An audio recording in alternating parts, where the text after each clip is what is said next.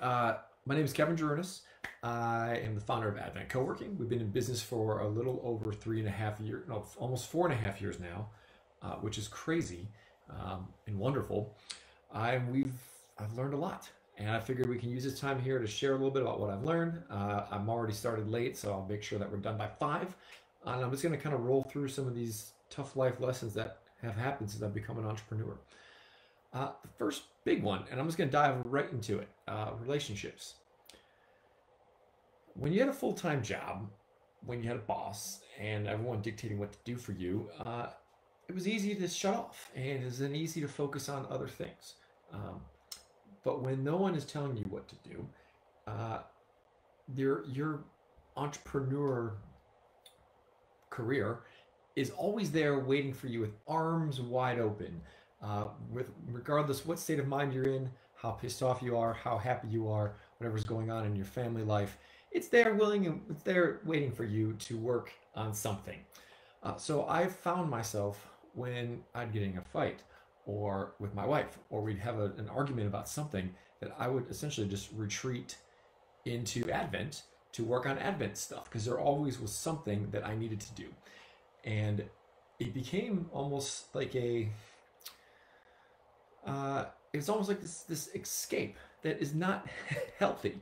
And I didn't quite realize I was in it until it was too late. And so if I could offer anything from what I've been learning so far, is you start creating this nasty habit where I create these barriers and these walls and avoidance to the real issues in my personal life by using my business as a scapegoat or a crutch. And that has been really a problem. Imagine that. It creates avoidance, erodes empathy, and ultimately leads to contempt. In a book I was just reading, apparently contempt is the #1 cause of relationships to fail. So watch out for that. And also on a really different note, but along the same lines, having a counselor is not a failure. Don't let society make you feel bad about it. So if you're going to be an entrepreneur, focus on giving your relationships the time they deserve, and do not use your business as an escape to not deal with the real problems you may or may not have in your life. Item #1, done with. And also, guys, feel free to use the chat box or whatever you do to ask questions, and I'll try to answer them in real time here if I can. I can't promise I'm going to do it successfully, but I'll try. I think this is as much of a conversation as you want to be. I wish I was in person with you all, but COVID ain't making that happen. Next piece that I've been learning as an entrepreneur: balance. No one is telling you what to do. No one is telling you how to go about your day. No one is giving you deadlines. No one is giving you, or no, essentially no one is holding you accountable. So to be an entrepreneur, it just requires a ton of drive and diligence. I mean, it's hard. Every freaking day, you have to push yourself to grow. And if not, you'll just be a lifestyle business and kind of stagnant, or eventually you'll fail. And that's not who I am and inherently just what I'm into. So for me, every day is, how can I push myself? What do I need to do? And it's just really difficult to keep up with. But what I would recommend, what I have learned, is get yourself a board of advisors. These could be anyone that you trust and love, or people that you respect. You don't have to know them that well. Ideally, you don't have to be friends with them, but they're interested in seeing your business grow and you be successful. So I have a board of advisors, and they essentially are the ones that are helping hold me accountable for things that I'm trying to do. And that's helped a lot. I've also had another board of advisors. Essentially, they're called mentors, with a group called Innovate Charlotte. And that's been also immensely helpful. The frequency that you meet and what you want to meet is up to you. I generally see my advisors and my mentors on average maybe about once every month and a half. We talk about all kinds of stuff. And so they're really helping give me some kind of deadlines to stay up with. And with all this, I've had to really, really become organized, like uber organized. And I never had this in me, or I didn't think I had this in me, but entrepreneurship has forced me to have to do this. So whatever you do, whatever approach you're going with, I'm not going to sell you on Trello, but I love Trello. Whether you paper, a calendar, or whatever, just make sure that you can edit it and update it easily. The problem is you have, and I did this many times, I'd build out this amazing schedule in my calendar and I'd have all these projects and things. And then all of a sudden something catastrophic would happen in a week and the whole thing would get screwed up. But the whole thing I set in place was so difficult to update that it was more work to update it than it was to actually be able to start working on some of this stuff. So I just throw it all away and give up on it. What I found and what I realized is whatever system you're going with, you gotta be able to make it easily. It's gotta be dynamic and be easy to be updated when life throws something unusual at you. Uh, I would not recommend using a calendar system because, and I tried this, the problem for me is I never look in the past. Anytime during the day, I'm just always looking what's coming up next and what's my next meeting, what do I need to go to. So if I started putting tasks inside my calendar, man, and I would miss it because something would happen at 9 a.m. And that was supposed to be my time to do my work, and someone would call me, and then before I knew it's 11, I would never look back at 9. I'd forget to do that work, and so it just didn't work out for me. Another thing too, the reason why these things matter is the more crap you have floating around your mind, which as an entrepreneur you have a ton, the more that you can get out and write and document and put somewhere in your system that you trust and you know that you'll look at every day and update it and ensure that you'll get to it, the less you have to worry about remembering. As long as you can trust your system and the system you have is sustainable, then your big brain can take a break every once in a while. Otherwise, you have all these little things floating around. You got to remember this, remember that, and that leads to a lot of extra stress, which I had as well. And so over these last 4.5 years, I've really, some people may say I've gone over the other end of being too organized and structured with my life, but too bad. I'd rather be that way than not enough. So here we are. And if you want to dive into Trello, I am happy to chat with y'all after this. Many of you who know me know I'm into it, and it's my jam. Okay, so takeaways from balance. Get someone to hold you accountable and get yourself organized. Whatever form. And whatever system you use to organize yourself, make sure that it can be adjusted for when life throws you a weird ass curveball that you cannot handle. And I prefer Trello. All right. Whew. So this is a heavier one, heavier hitter here. Focusing on life. So what are some life things that I have been applying since I've become an entrepreneur? What has entrepreneurship forced me to have to focus on? So entrepreneurship really forces you to contemplate, what are you doing with your life and why are you here on earth? Because every day you're choosing what to do with it. No one really is telling you what you should be doing. And so for me, it's led to a lot of introspection about what am I truly trying to accomplish here while I'm here on this planet. Whether you believe in multiple lives or you can come back as a squirrel or whatever, I'm still just trying to get as much as I can and figure out what I can with me right here at this current moment on earth. And here we go. So I've been struggling with this life purpose since starting Advent. And here are a couple of things that I have found that have helped me get a little bit closer to figuring it out. So if you do some research and you read online and there's all these books and all these people and blah, blah, blah, essentially there's a majority of people that you think are successful do some sort of daily meditation. And most of the time it's self-guided.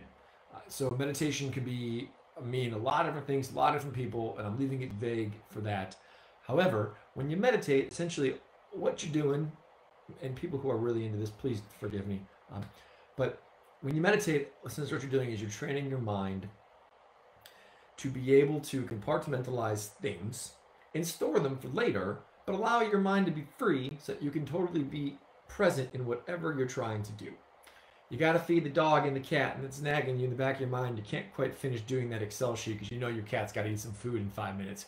But when you meditate, put it in your compartment, and you're focused 100% on finishing that financial sheet. You don't got anything else nagging, getting in the way, and distracting you. And then your cat's happy because you fed it on time, and your financial sheet's done and perfect, and everyone wins. I guess if you're going to take anything from me rambling for the next 15 minutes or so on this call, I cannot stress and recommend enough trying to do some kind of meditating. It has had a profound impact in how I manage my day's workload, my stress levels, and just overall, this gives me a little more sense of purpose in an odd way. I feel like I have a little more control of my life. And if you want any advice or any guidance or materials or anything, let me know. I do a couple different styles of meditating every morning. I try to. As long as my kid sleeps through the night, we're rocking and rolling. If she's not sleeping through the night, not perfect. But when you're doing it every day, man, it's awesome. And it's free and it's easy. And also a lot of successful people, not saying that I am, but folks who are in that, upper echelon of success, majority of them have some kind of regimented morning routine. And so I myself, I've been trying to do the same. So on nights when my kid's sleeping, what I do is I get up early, I free write for 5 minutes, meditate for 10, and I read a book for about 20 to 30 minutes every morning. And that is the most consistent. The morning essentially is my time and no one can get in the way. I mean, usually. And so I've really been enjoying that when it happens. So life stuff.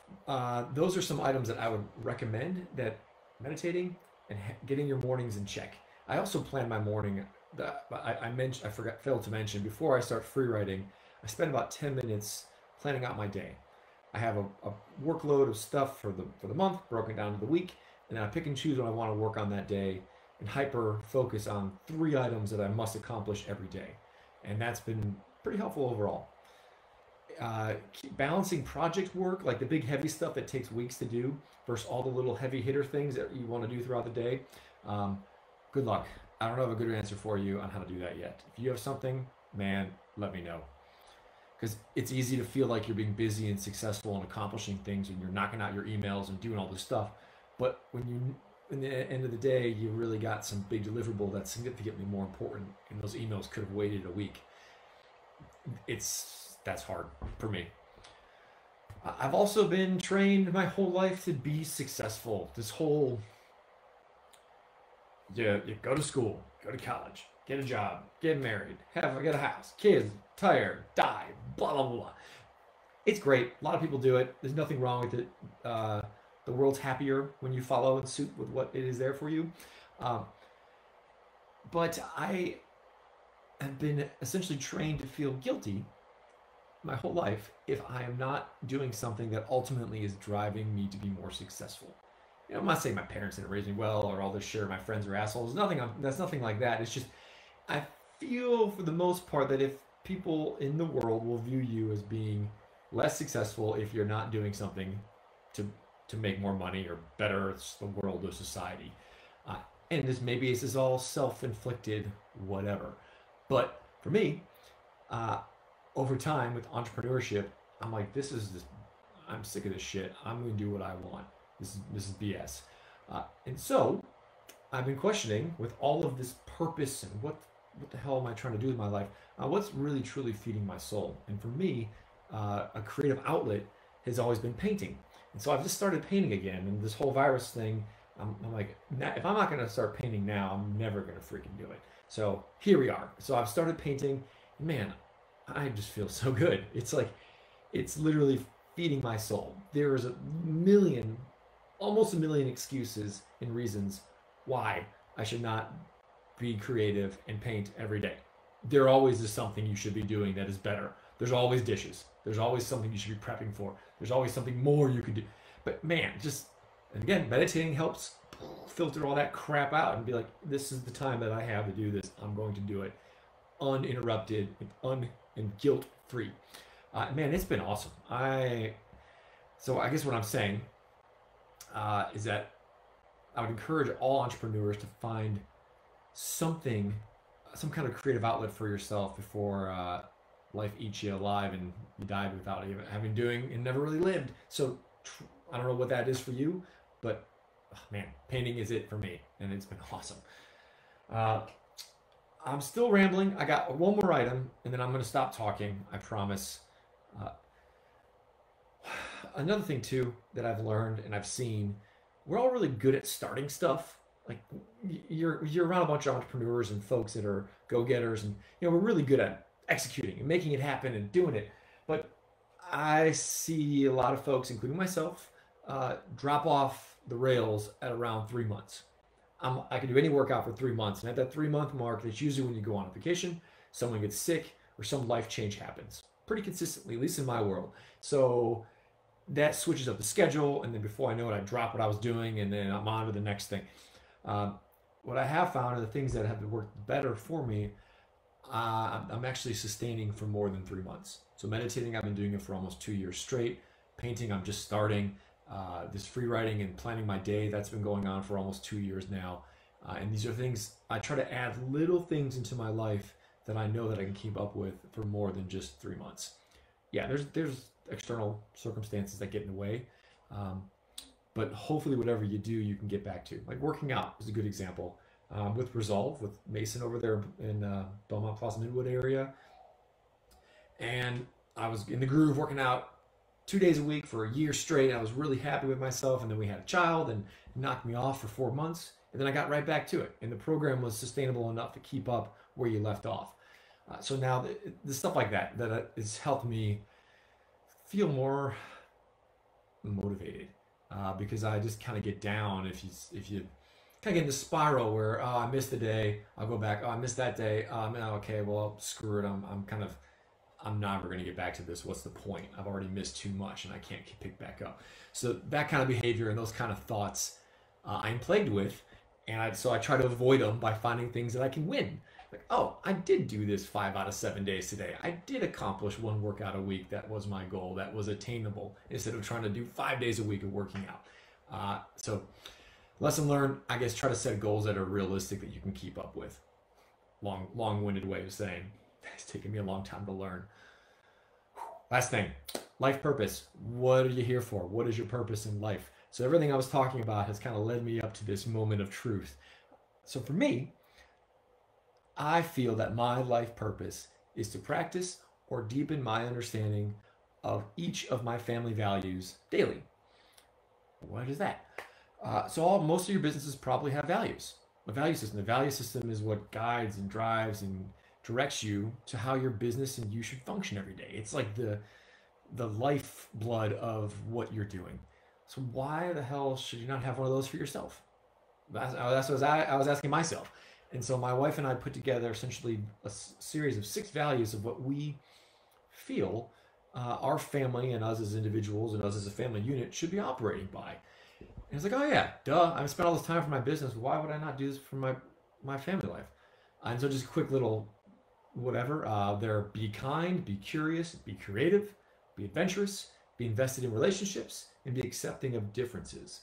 And each one of those for us means very different things, and we have little bullets and what that is. So for me, every morning when I get done meditating, I essentially ask myself, what am I doing for each one of these values today? And it's really helped me feel like I'm leading a way more purposeful life.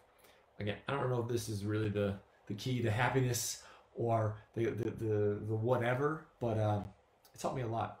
So that coupled with meditating, if I said meditating enough in the course of 15 minutes, meditating, try it. It helps with all of this shit.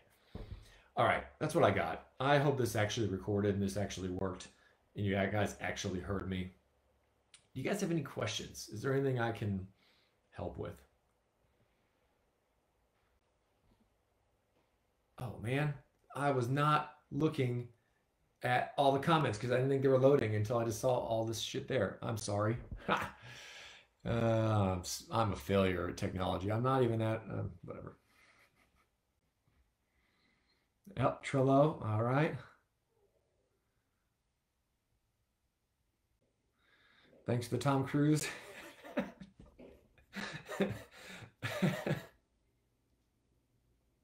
Yeah, Headspace, I've heard nothing but good things about. Caitlin asks, how do you motivate yourself to get back if you got to take a break? And getting back in that saddle is huge. That is hard. I've used some advice from John Love. He said to do this stuff that you hate to do or you don't look forward to doing, to make it a fun, creative outlet. So to find some way to make it creative and sexy so that you're motivated to do it. Uh, like organizing files. I don't know if you're using paper, but if you use any kind of paper, making your filing system look really sexy and awesome, which is something I guess aesthetically I like to see, it motivates me more to file things away. It sounds stupid, but it makes a difference. I also do rewards. I'm like, all right, I'm gonna get through this stupid thing, uh, and then I'm gonna get myself a coffee, or candy, or food. Food's a big motivator for me, so I'm kind of worse than my dog when it comes to that. So it's an easy win for me to say, get to this point and then go. I usually, okay, I guess you know this too. Like if you start something big that's going to take you multi hours to do, and you have a whole bunch of things distracting you along the way, don't even bother trying, because it usually takes me about 5 to 10 minutes to get in the groove of something large. And as soon as you get distracted, that takes you away from it. It's another 5 to 10 minutes to get back in the groove. So I'm not sure if I answered your question, but that's what I got going on. Guys, I got 2 more minutes. What is one positive that has come out of this crisis for you? There's actually been a lot, but one big positive, it's been nice to be able to spend more time with my daughter as she's growing up.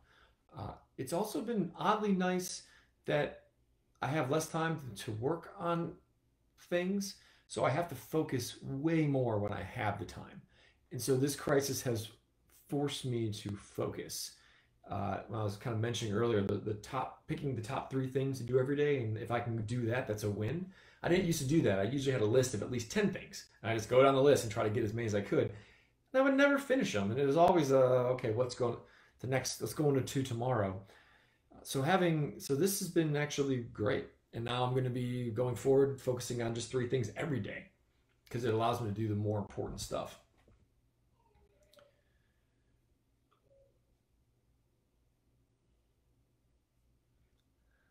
I know there was a lot of me, a lot of Kevin talking for 20 minutes there. I'm sorry for the late start. Um, my apologies for that. And sorry if this video is all janked up. I hope it's okay too. It's not looking good on my end, but you guys said you can see me. It looks like you can hear me. So, okay. Well, thank you all for coming. I appreciate your time very much. I'm going to go grocery shopping. Pray for me. Uh, that was a joke, a really bad joke. Please remove that from the footage. Have a good day, everybody. Thank you.